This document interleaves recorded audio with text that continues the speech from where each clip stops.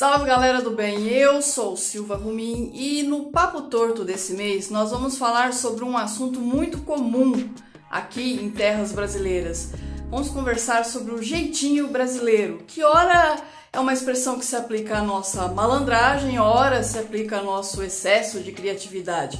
E você acha que é excesso de criatividade ou você acha que é um certo aspecto aí de malandragem?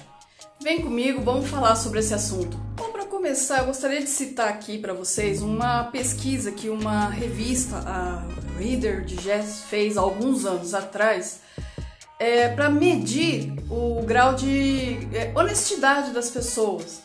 Essa pesquisa consistia em abandonar carteiras em locais públicos em diversas cidades do mundo e dias depois a produção verificava quantas carteiras tinham sido devolvidas. O resultado dessa pesquisa foi muito interessante. Em primeiro lugar, vem Helsinki, na Finlândia, que foi o lugar em que mais carteiras foram devolvidas. Em segundo lugar, vem Mumbai, na Índia. E o Brasil ficou em 12º lugar. Aí você pode dizer, nossa Gisele, em 12º lugar? Gente, olha que interessante. Em 13º ficou a cidade de Zurique, na Suíça, um país de primeiro mundo. E em último lugar ficou Portugal, porque de todas as carteiras abandonadas, acho que foram 12, apenas uma foi devolvida e Portugal então ostenta até hoje essa pecha de ser um dos países mais corruptos do mundo. Agora, por que eu citei essa pesquisa? Eu citei essa pesquisa porque o assunto, a expressão jeitinho brasileiro, ela sempre é empregada de modo negativo para rotular um certo aspecto que o brasileiro tem de ser corrupto. E isso povoa o nosso imaginário e nós acreditamos, enquanto povo, que nós somos um povo extremamente corrupto e que é um preconceito que nós temos em relação a nós mesmos, que nada mais passa que vira-latismo. E por quê? Porque, como a pesquisa mostrou, o Brasil ele não está lá em último lugar no critério de honestidade. Muito pelo contrário. O fato de estar em 12º não significa que seja um dos países mais corruptos do mundo. Nós podemos concluir daí que esse jeitinho que nós achamos ser brasileiro não é uma especificidade brasileira. Na verdade, esse aspecto corrupto existe em todo lugar e o Brasil não é, de fato, o país mais corrupto do mundo. Mas é inegável que o brasileiro tem um jeito muito diferenciado de ser quando comparado aos outros povos. E a origem desse jeito diferenciado de ser é abordado no livro Raízes do Brasil, por Sérgio Buarque de Holanda. E ele explica que esse nosso jeito diferenciado tem raiz na colonização portuguesa. Na época das grandes navegações, é preciso entender que Portugal já era uma terra de pessoas muito miscigenadas, tanto pelo contato com os africanos quanto os muçulmanos. E o que acontece com a cultura portuguesa é algo que os historiadores chamam de culto à personalidade extremada. E que diabo seria isso? Seria colocar o eu, o individual, acima de qualquer coisa, qualquer obstáculo externo, inclusive até mesmo a coletividade. E é justamente essa crença de que o meu eu, o meu individual está acima de qualquer coisa que deu esse tom do jeitinho brasileiro que nós vemos como algo muito ruim. Bom, a melhor forma de eu mostrar para vocês o que é esse culto extremado da personalidade é citando alguns pontos para que vocês consigam ver isso na prática. O primeiro ponto é interessante. O brasileiro ele adora a legislação, ele adora leis. Nós somos um país onde tem regra para absolutamente tudo. E o brasileiro quer que a lei seja cumprida pelos outros. Quando o assunto se transforma aí na necessidade dele cumprir essa regra, normalmente é quando entra aquela coisa de tentar dar aquele jeitinho, aquela burlada. Então, por exemplo, todo mundo se irrita quando alguém estaciona num lugar proibido. Todo mundo se irrita. Até o momento em que você precisa parar num lugar, não acha, e você mete seu carro num lugar proibido.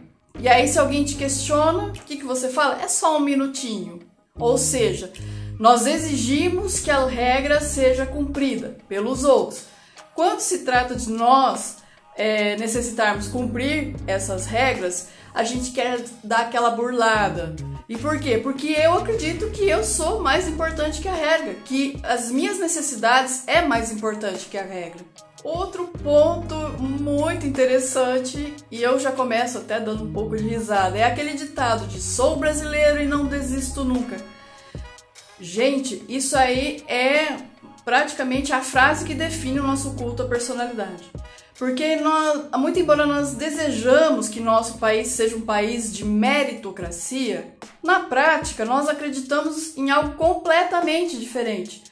E por quê? Porque quando você fala em meritocracia, é você comparar pessoas que estão em condições de meio e acesso a situações iguais. E aí, por esforço individual, dentro dessas condições em que estão, você avalia se a pessoa merece ou não algo. Mas o fato de nós acreditarmos que o nosso eu vence qualquer coisa, nós temos o péssimo hábito de achar que essa força individual ela é a única coisa suficiente para fazer com que alguém suba de posição econômica, social, sentimental, sei lá. E isso cria muito problema. Eu vou citar um exemplo prático para que vocês entendam o quanto essa ideia nossa é equivocada. Lá no começo de carreira, quando eu saí da faculdade de Direito, eu fiquei um bom tempo desempregada. Mas eu me virava, eu fazia bicos e saía todo santo dia para procurar trabalho. Religiosamente, eu saía todos os dias para procurar trabalho e fazer meus serviços para me sustentar. No entanto, como eu não conseguia trabalho, eu era muito maltratada por pessoas que conviviam comigo, porque, na verdade, essa crença de achar que basta eu querer para que eu possa superar, fazia com que as pessoas me olhassem da seguinte forma: bom, se ela não tem trabalho, é porque ela não quer trabalho. Ninguém via que eu estava me esforçando, ninguém via o que eu estava fazendo para sair daquela situação. Então veja que nós temos a ideia de que basta a nossa vontade para superar qualquer obstáculo, quando na verdade a nossa realidade, a realidade humana, ela é bem diferente. E é por isso que é tão importante que o Estado ele dê vias, meios de acessibilidade para as pessoas.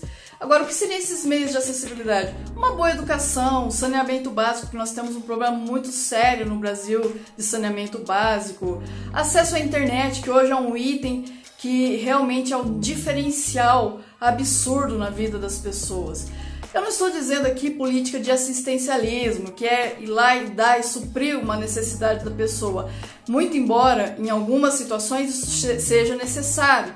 Mas eu estou falando de políticas sérias para dar acessibilidade, para que realmente nós possamos construir uma meritocracia no Brasil.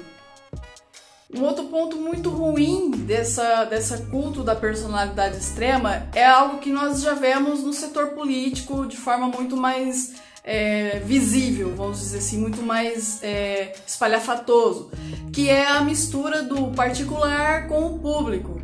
E por quê? Porque se eu tenho essa cultura de descaso com as regras, eu não vou me importar de entrar numa esfera pública e cuidar daquilo, usar aquilo como se fosse meu, pessoa física, indivíduo.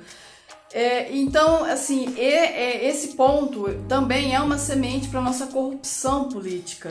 Até o momento eu salientei as coisas ruins e gostaria de lembrar que, na verdade, esse jeito de ser brasileiro, que não é especificamente só brasileiro, ele é algo que nós aprendemos e que, portanto, gente, nós podemos mudar, desde que nós consigamos aqui, no nosso cotidiano, ver quais são as situações em que nós passamos desse ponto, colocando o nosso eu acima do coletivo. Bom, esse é o ponto ruim. Agora eu vou terminar o vídeo, já caminhando para o fim do vídeo, falando de um ponto muito positivo no brasileiro, que é a nossa criatividade, que também tem raiz nesse culto à personalidade. Sabe aquilo que dizem que brasileiro tinha que ser estudado pela NASA? Realmente, o brasileiro tinha que ser estudado pela NASA, e esse é um ponto fabuloso que nós brasileiros temos na nossa cultura, que é a nossa capacidade de passar por qualquer situação, por problemas, se adaptar, usar da nossa criatividade para solucionar problemas.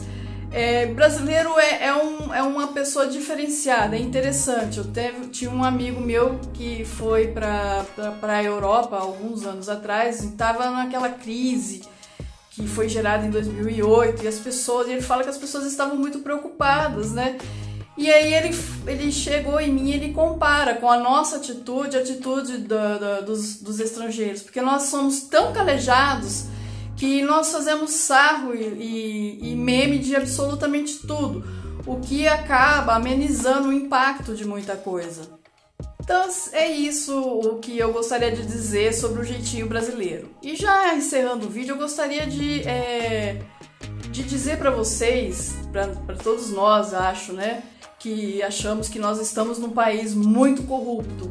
Na verdade, olhando o tamanho do Brasil, a quantidade de pessoas que formam a nossa sociedade, a gente chega à conclusão que nós somos um país de pessoas muito mais honestas do que desonestas. E que muitas vezes o maior problema que eu acredito que nós temos que enfrentar é a nossa mentalidade. Que é algo que não só eu penso que seja, mas alguns sociólogos também acreditam que seja. Que nós brasileiros precisamos melhorar a visão que nós temos de nós mesmos, enquanto povo, enquanto sociedade. Porque se nós não nos enxergarmos de um modo mais positivo, como que nós podemos ter a esperança de construir um país melhor? Então é isso, pessoal. Um super beijo. Muito obrigada para quem acompanha o canal, quem me acompanhou aqui até o final do vídeo. Quem quiser link para comprar o livro citado tá aqui na descrição do vídeo. Quem quiser apoiar o canal no Catarse, também o link tá na descrição do vídeo. Peço que vocês interajam com esse vídeo para poder ajudar o algoritmo do YouTube a espalhar o conteúdo aí para quem não conhece. Um super beijo e até a próxima!